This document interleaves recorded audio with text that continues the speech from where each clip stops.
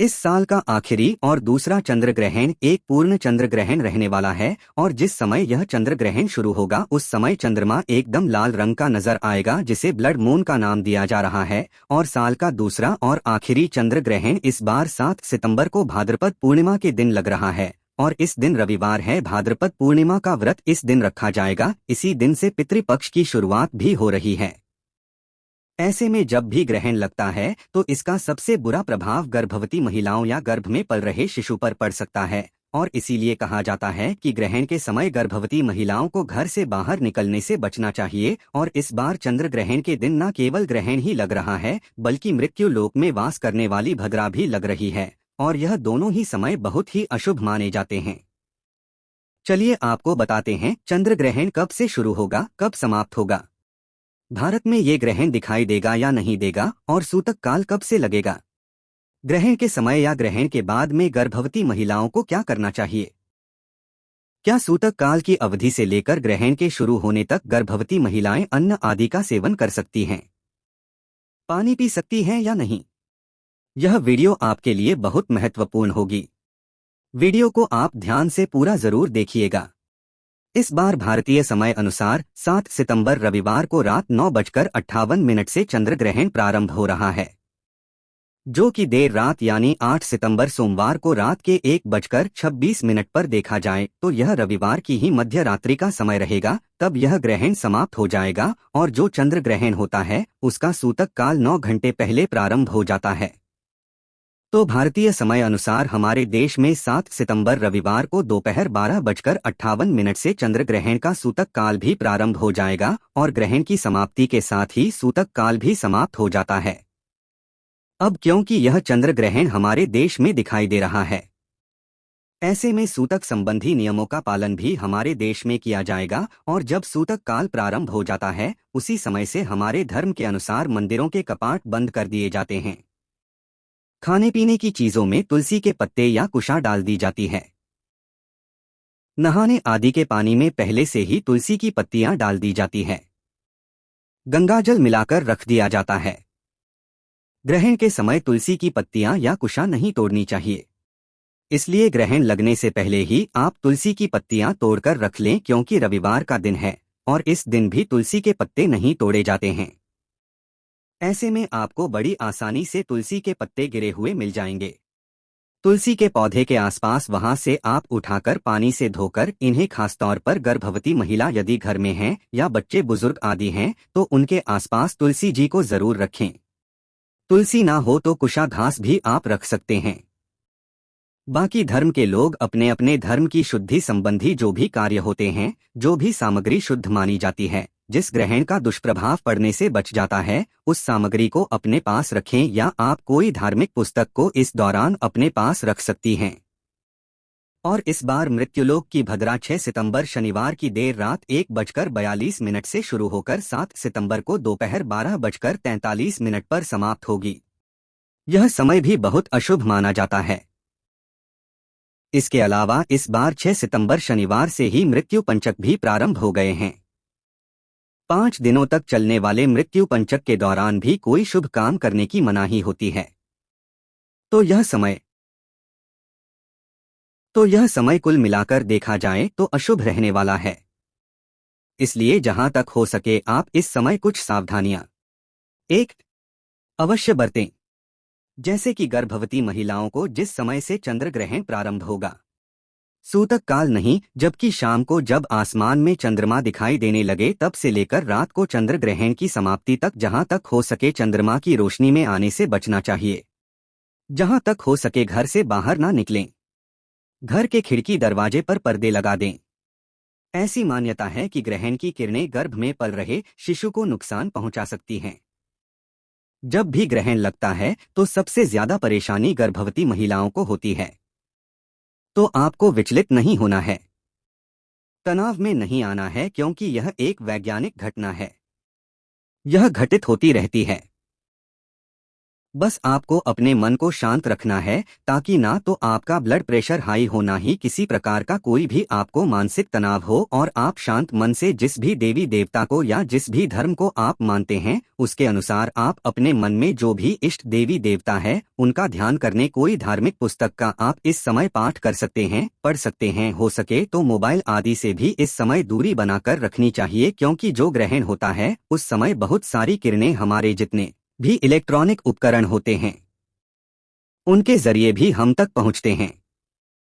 और अगर किसी कारण से आपको ग्रहण के दौरान घर से बाहर निकलना भी पड़े तो अपने शरीर को, आंखों को पूरी तरह से अच्छे से कवर करके घर से बाहर निकलें और आंखों पर चश्मा लगाकर जाएं, ताकि ग्रहण की जो किरणें हैं वह डायरेक्ट आपकी शरीर पर ना पड़े और चंद्रमा को आपको डायरेक्ट आंखों से भूलकर नहीं देखना है। ग्रहण के समय गर्भवती महिलाओं को अपने इष्ट देवी देवता का ध्यान ज्यादा से ज्यादा करना चाहिए, और सबसे अच्छा होता है इस समय मंत्र जाप करना। मंत्र जाप करने के अलावा आप ग्रहण शुरू होने से पहले गंगाजल मिले पानी से स्नान जरूर कर लें, और ग्रहण की समाप्ति के बाद, क्योंकि देर रात में ग्रहण समाप्त होगा, रात में स्नान करना आपके लिए पॉसिबल नहीं होगा, तो अगले दिन सुबह जितनी जल्दी हो सके उठकर गंगाजल मिले पानी से स्नान करें, और उसके बाद जो भी शुद्धि आदि वाले कार्य होते हैं, पूजा पाठ, मंदिर में प्रतिमाओं को स्नान कराना, उनके वस्त्र आदि बदलना, जो काम आप कर सकती हो वह काम आपको करना है, और अपने हाथ से कुछ न कुछ दान की सामग्री भी देनी चाहिए। कहा जाता है कि ग्रहण के समय कुरुक्षेत्र में स्नान करने से या ग्रहण के समय दान करने से जो फल मिलता है उसकी तुलना अन्य किसी दान से नहीं की जा सकती।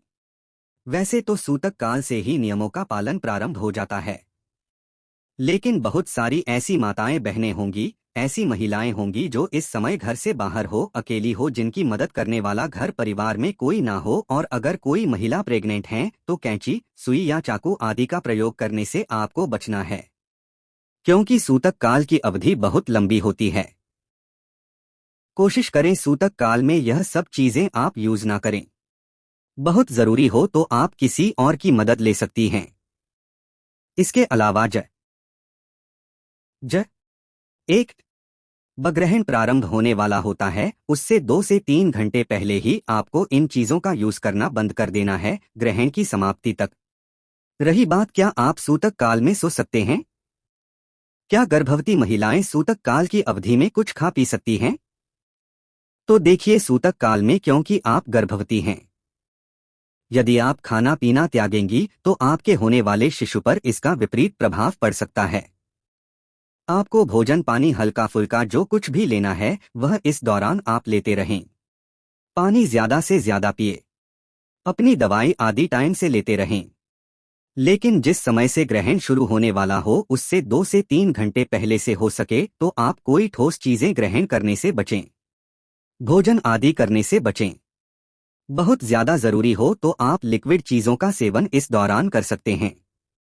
कुछ ही समय की बात होती है, 2 से 3 घंटे का समय इस ग्रहण को लगेगा, तो ग्रहण की समाप्ति के बाद आप गंगाजल आदि छिड़कर उसके बाद जो भी खाना पीना है वह आप कर सकती हैं।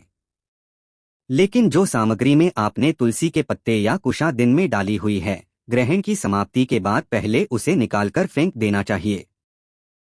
उसके बाद ही उन रखी हुई चीजों का सेवन आपको करना है।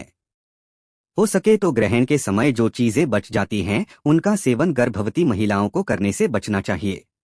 अब बात आती है कि इस समय क्योंकि नकारात्मक ऊर्जा ग्रहण के समय वातावरण में बहुत अधिक फैली हुई होती है, कुछ लोग हो सकता है कि आपको नुकसान पहुंचाने के उद्देश्य से कोई उपाय करने का सोच रहे हों।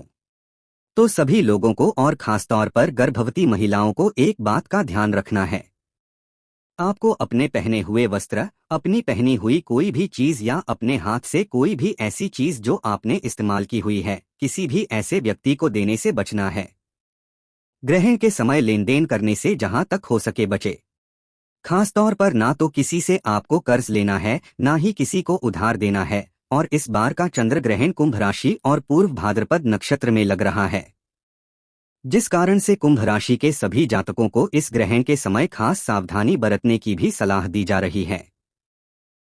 इस चंद्र ग्रहण को हमारे देश भारत के अलावा अंटार्कटिका, पश्चिमी प्रशांत महासागर, ऑस्ट्रेलिया, एशिया, हिंद महासागर, यूरोप, पूर्वी अटलांटिक महासागर में देखा जाएगा। अगर हम अपने देश की बात करें तो उत्तर भारत में 7 सितंबर को लगने वाला चंद्र ग्रहण दिल्ली, लखनऊ, चंडीगढ़, जयपुर में दिखाई देगा।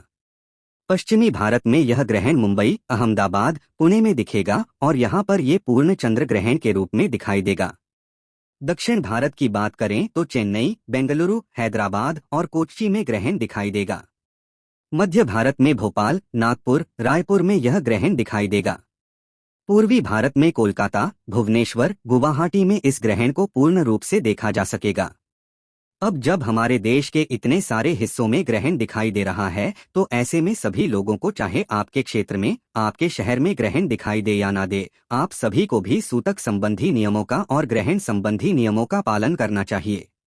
क्योंकि ग्रहण चाहे कहीं भी लगे, कहीं दिखाई दे या ना दे, उसका कुछ ना कुछ विपरीत प्रभाव जीवन पर जरूर पड़ता है। जैसे कि इस बार का ग्रहण प्राकृतिक आपदाएं लेकर आ सकता है, आर्थिक नुकसान या मानसिक तनाव भी लेकर आ सकता है। यह थी आज की वीडियो। उम्मीद है आपको पसंद आई होगी।